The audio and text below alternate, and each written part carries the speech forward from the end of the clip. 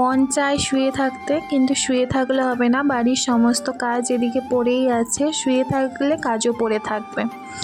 আজকের উঠেছি প্রায় 6:45টার দিকে। উঠেই দেখো এই রুমে চলে এসেছি, জানলাটাকে খুলে দিলাম। আর ওই রুমে তো সোনামার পাপা শুয়ে আছে। তারপরে এসে দরজার সামনে জল ছড়া দিয়ে দিলাম।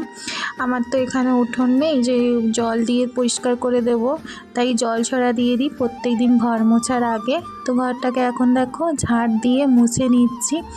আর ওদিকে হচ্ছে সোনামা এখনও ঘুমিয়ে আছে, সোনামার পাপাও ঘুমিয়ে আছে, তাই ওই রুমটা মোছা আর দেখালাম না।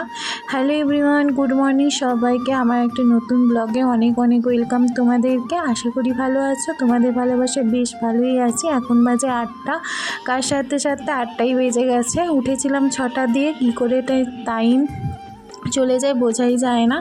যাই হোক, এনার তো হচ্ছে বেল পড়ে গেছে ওঠার, উনি প্রত্যেক দিন 8টার দিকে উঠে পড়ে। আর এদিকে হচ্ছে আমি ঠাকুরকে ধূপ দিচ্ছিলাম। আর সোনামা হচ্ছে ওদিকে খুব কান্নাকাটি করছিল, খিদেও পাচ্ছিল এদিকে। যাই হোক, ওদিকে হচ্ছে তাড়াতাড়ি করে ধূপ দিয়ে সোনামার জন্য খাবার বসিয়ে দিয়ে এই যে বালিশের ওয়ার্ডগুলো এখন খুলতে এসছি। অনেক দিন ধুবো করছিলাম, ধোয়া হচ্ছিল না, আর সেই পরিমাণ রোদরাও বেড়াচ্ছিল না, তাই ধুইনি, রেখে দিয়েছিলাম। আজকে একটু রান্নার চাপটা কম বলে সুযোগ পেয়েছি, তাই হচ্ছে ধুয়ে দেব।